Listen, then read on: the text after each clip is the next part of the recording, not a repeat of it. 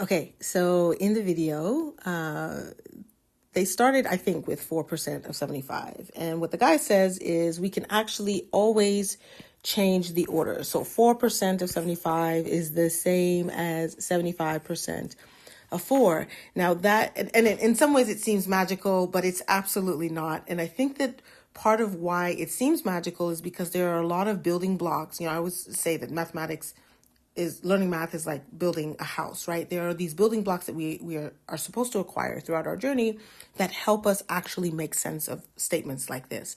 And it's the building blocks that often, or the lack thereof, that often make students feel like they can't transition from this to this one. What I'm going to try to do in explaining the why is to try to uncover the building blocks that are actually needed to help us do that, to help us make sense of why switching the order here in this particular context of percentages does not matter. Now, when we don't have our building blocks, that's when we start feeling overwhelmed and anxious and stressed and like we can't do the math. And so it's actually pivotal and critical. Whenever I bring up a building block, that you ask yourself, is that something I have? And if not, how can I acquire it and hold on to it? Okay, the first one that I think is pretty glaring as a building block comes from the first part of this expression, which is percent. What is the meaning of 4%? And so that comes down to a building block that is a definition building block. And percent, so definition, hold on. So I'm saying that our building block is the definition of percent. And this word comes from the Latin phrase per centum, and it means, this is Latin, it means per 100, right? So the cent part, that's the 100 that's coming in. So per 100. So if we say 4%, what are we saying? We're saying that this means 4 per 100. So for every 100 things, I can take 4 out of that. Okay, so 4 things out of every group of 100 things, right? And so from there, we can see, hopefully, the next building block, which is the meaning or the definition of fractions. The definition of fractions connects exactly to this idea of taking part of a whole, right? So here, a whole is made up of 100 things. When we talk about percent, right, that was the centum. And we're always saying, for every whole made up of 100 things, the number that I care about tells me how many per 100 I can take. So how can we express this then as a fraction? So people will say there are equivalent representations of percentage in the form of fractions and decimals. So for here, this means, so in fraction form, as a fraction, we have 4% equaling 4 out of 100. And why is that helpful? Well, it's going to help us start to take this expression that we have over here, these expressions, and translate them from like more English, like colloquial kinds of expressions into mathematical expressions where we're going to bring in operations. So 4 out of 100 is going to be the thing I'm going to use to replace the 4%. And then we have to move to the next part of this statement, which is the of. So if I say 4% of 75, what am I really saying? Your grade school teachers may have said, oh, when you see of in this context, you can just translate it into multiplication. So this is the part where it would require a little bit more time for me to unpack. Why is the of here telling us to multiply? I'm not going to go into that right now, but I want you to hold on to the fact that that could be perceived as another building block, this understanding that when I say of in this context, I mean multiplication. So we had a definition building block over here. We had a definition building block for percent. And now we essentially could have a building block that helps us conceptualize what it means when we say a percent of something where the of tells us to multiply. Okay, again, not magic. I'm not waving my hands here, but I'm not going to elaborate because this video is going to be way too long. But if you want me to unpack the of, please let me know and I will do that as well, but probably separate from here so that we don't derail derail ourselves and not actually get to the final goal. So what I'm going to do now is I'm going to translate. Okay, so the translation is going to be that the of tells us to multiply.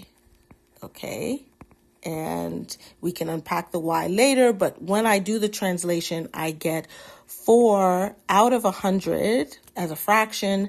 Now times, I'm going to use my central dot here, 75.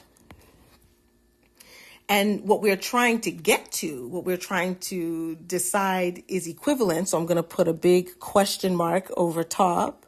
Is it true that this is equivalent to 75% of 4? Well, now I can write the 75% as 75 per 100, which means I can also translate that into fraction form as 75 over 100, now times 4. Are these two things equivalent? Well, now that we have it all in mathematical form, we have to now start asking ourselves, what are the operations that I'm doing here, and what am I allowed to do to kind of move things around, right? If you notice, the 75 was at the back here, now it's at the front. The 100 was under the 4, now it's under the 75, and the 4 ended up on this side. So there are 2 more building blocks that are actually really important for, well, maybe 3 actually. Ooh, there are a few more. Okay, first thing I'm going to do is separate. I need to separate the 100 from the 4 so I can get it underneath the 75. Not magic. This is going to be based on building blocks around what are we allowed to do in the context of fractions and multiplication. Here's what I'm going to do. I'm going to take this 4 out of 100, and I'm going to remember that based on the definition of what it means to multiply fractions, this is now we're talking about the definition of fraction multiplication. What does it mean to multiply fractions?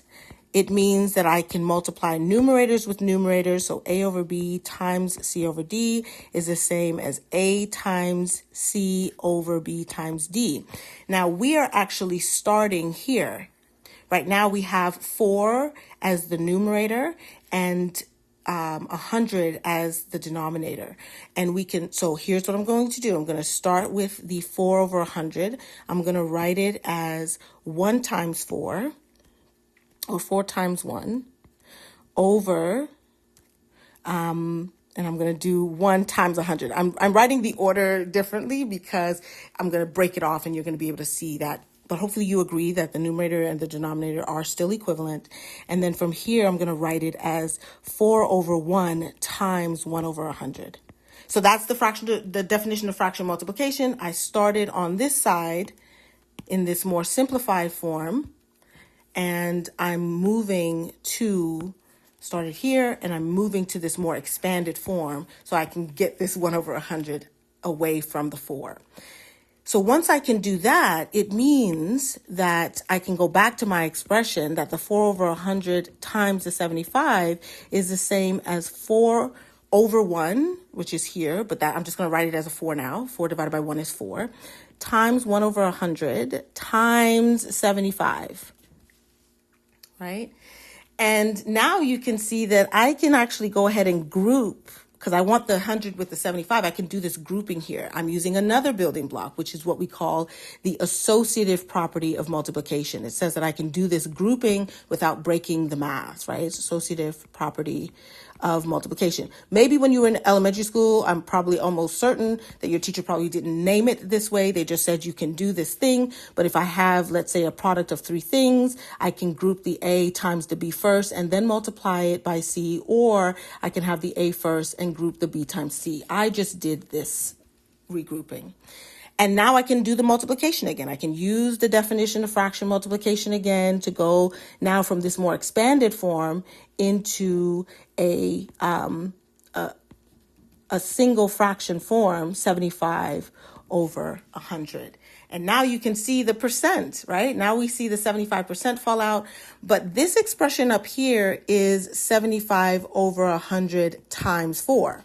And right now I have it in the opposite order. So there's one more building block we need, which is what we call the commutative property of multiplication, which says that that the order that we multiply doesn't matter. right? So if I have A times B, that's the same as B times A. I'm allowed to switch the order and the actual output does not change. And so for a student to understand that I'm not doing something magical, they have to know that I can write the 75 over 100 first times the 4, and that equivalence is still maintained. And it is here that we have finally arrived at the final conclusion that says that the order actually didn't matter and the 4% of 75 is the same as 75% of 4. I hope that made sense. There were lots of building blocks we needed. We needed to know what percent meant. We needed to understand the concept of a fraction. We needed to know what it means to multiply fractions together. And then we had to be able to be creative and strategic in our ability to kind of manipulate things and change orders and do groupings, all of which is justified by previous things that we've learned in mathematics. The things I wrote in red are things that we can prove in mathematics. Sometimes we call them theorems or just proven mathematical results. The things I wrote in green are my definitions. All of them play really fundamental roles in math, right, when we talk about building blocks. Okay, I hope that made sense. If it didn't, let me know. And remember that the one thing that I did not give you the pleasure of unpacking was the translation piece, because I think that that'll take a bit more time to unpack, which again, happy to do, but wanted to do it separate from here.